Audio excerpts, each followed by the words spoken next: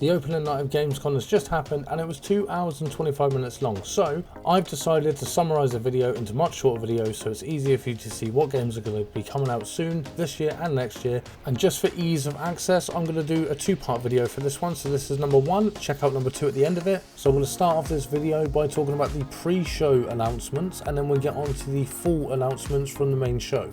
First off, we have Sniper Elite Resistance. This game seems to be set in France and it seems to be to do with World War II and the resistance where the UK was helping France. The person speaking in this video is English, so it may be that you're playing as an English sniper, and this game is due to come out early 2025. Begone Beast is actually a funny looking horror game which seems to be top down where you have to kind of try to get through a level without getting caught by monsters. As far as we can see from the trailer, it seems to be a 4-player game and it looks like it's quite fun. This game is scheduled for early access February 2025. Next up we have Roadcraft. This is a game that allows you to clear areas, prepare the areas, then build roads using various different types of machinery in order to get a town back on track and get roads between the areas so that it's easier for travel. It's scheduled for release in 2025. Nikoderiko The Magical World is a game that's available for couch co-op. You play as Nico and Luna, and it contains various gameplay themes such as minecarts, chase levels, and 3D areas to travel around. It's designed for audiences of all ages, and is set to release in October this year. EnoTria The Last Song is a Souls-like game that's set in an Italian folklore world, where your role is depicted by the mask that you're wearing. This game is scheduled for release on the 19th of September according to GamesCom, but if you go onto the Steam page it says the 18th of September, so try to figure that one out. Anyway, next we have Cairn. Cairn is a story-based climbing game where you climb up a mountainside. That's pretty much as we can see at the moment, and you do have a robot that seems to follow you up carrying your rope, so that might make you a bit safer. But otherwise this is a realistic climbing simulator. This game is scheduled for 2025. Then we have We Harvest Shadows. This is a mysterious game, there's not a lot said about it, but you seem to have to build up your farm and survive against creatures. It seems to be kind of a survival farming game but also mixed with horror, and this would mean that by day you go out and do your normal farming stuff and by night you just try to survive. There is no release date for this, it just says coming soon, but there is a playable demo that you can play right now on Steam. Sticking to the horror genre, we have A.I.L.A or A.I.L.A. This game puts you into the shoes of a Soul Games tester of a revolutionary new fictional AI. It seems to be a very kind of messed up horror game, and I definitely won't be playing it because I don't like horror games. But this game is coming in 2025. Revenge of the Savage Planet is up next. I absolutely loved the first game to this one, and this is just a really fun first-person shooter style game that has you exploring an area and doing various things. It's really fun, it's really interesting to play, or at least the first one was, so I have high hopes for the second one. And as the trailer makes clear, it's single player, online co-op, cross-play, split screen, no DRM, no microtransactions, no metaverse. Play it with someone you love and just buy it. Revenge of the Savage Planet is due to release in 2025. Then we have InZOI. InZOI seems to be a direct competitor to the Sims games. With absolutely beautiful graphics and really good looking gameplay. This game's due to release at some point, though we're not entirely sure when, but the character creator is available now on Steam if you want to try it out. Though it does say coming soon on the Steam page, I would expect this to potentially come out next year, though it could be this year. Unfortunately, it does seem to be a single player game and not multiplayer, which, given the fact that there's rumours that The Sims 5 may have multiplayer, might be a really bad step for them to have taken. TribeNine is an extreme action RPG game. It looks to be more hack and slash and battle and more of a pixelated style RPG game when it comes to travelling around. The game will be available on Steam and apparently Android and iOS as well. Unfortunately, there is no release date announced, so it's to be announced. Directive 8020 is a game where Earth is dying and humanity is running out of time. And reading directly from the Steam page, when a colony ship, Cassiopeia, crash lands on a planet, its crew soon realise that they're far from being alone.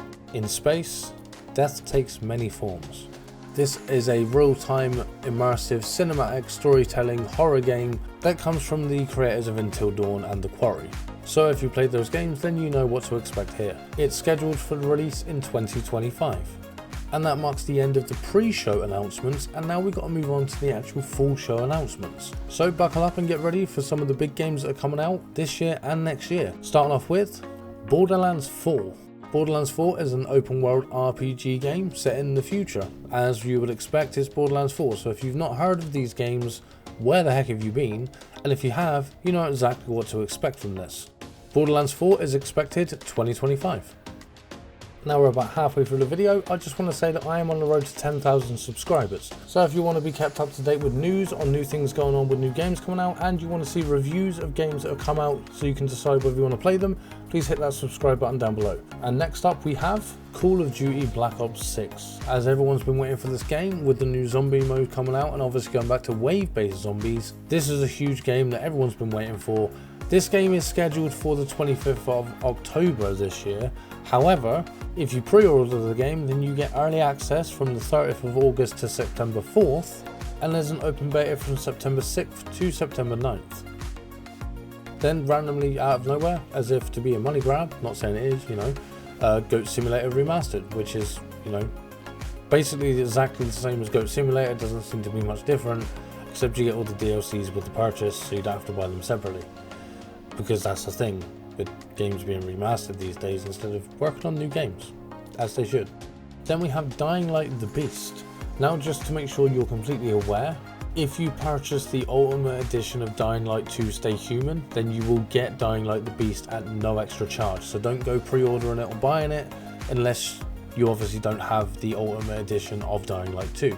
In this game you play as Kyle Crane, who is the person from the first game, and he's escaped after experiments that has been going on for years, essentially 13 years to be exact. The game has 4-player co-op, and it's Dying Light. I mean, if you haven't played Dying Light, you should probably play that game. It's one of the best zombie survival games out there.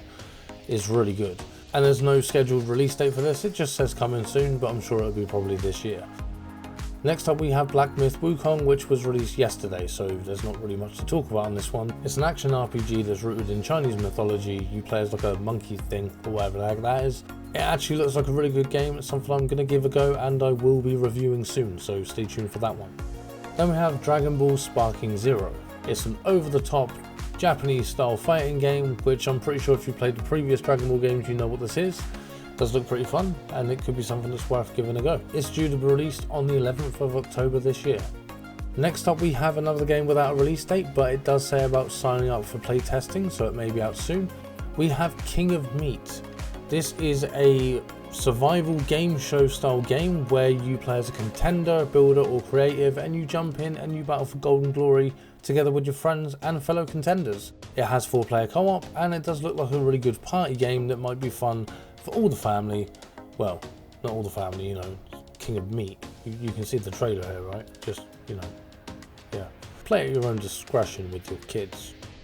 Linked Banner of the Spark is a team-up brawling game that has co-op action that blends hack and slash combat and roguelite inspired missions and town building progression that essentially allows you to upgrade and unlock gear, rescue robot allies, and lead the resistance against the world-dominating bots. You have no idea how many times I mispronounced that. This game is due to release on the 22nd of October this year.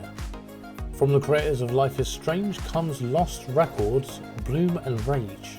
The game allows you to navigate between dual timelines, 1995 and 2022, allowing you to shape both narratives as you go. As you'd expect, this is a narrative-based game, but there's a lot to it, and it does seem quite interesting. The game is releasing in 2 chapters by the looks of it, with Tape 1 coming out on February 18th, 2025, and Tape 2 releasing March 18th, 2025. No More Room in Hell 2 is a first-person terrifying 8-player co-op action horror experience. Find your friends in the dark and survive in a dynamic, endlessly replayable zombie apocalypse. This does look like a pretty good zombie shooter game, though with horror elements to it, and is releasing coming soon, so we don't know when, it's just soon. Potentially within the next couple of months.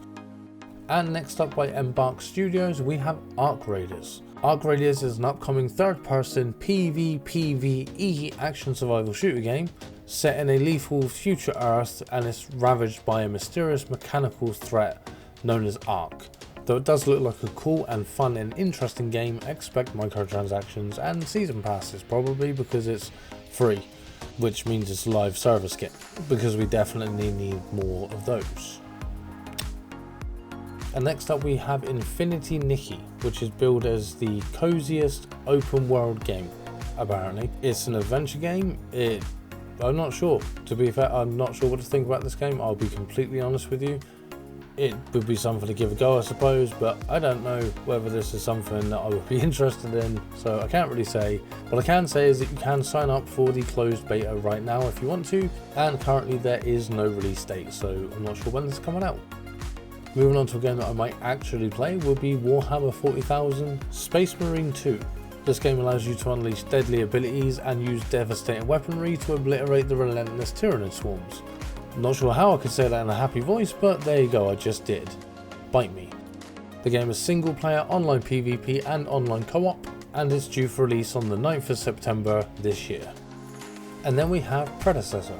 This is inspired by the legacy of Paragon and powered by Unreal Engine 5. Predecessor is the ultimate fusion of shooter action and MOBA strategy games. It came out yesterday, so you can get on it right now. It does look like a really good game, and I will give this a go and probably put out a review, so keep your eyes open for that one.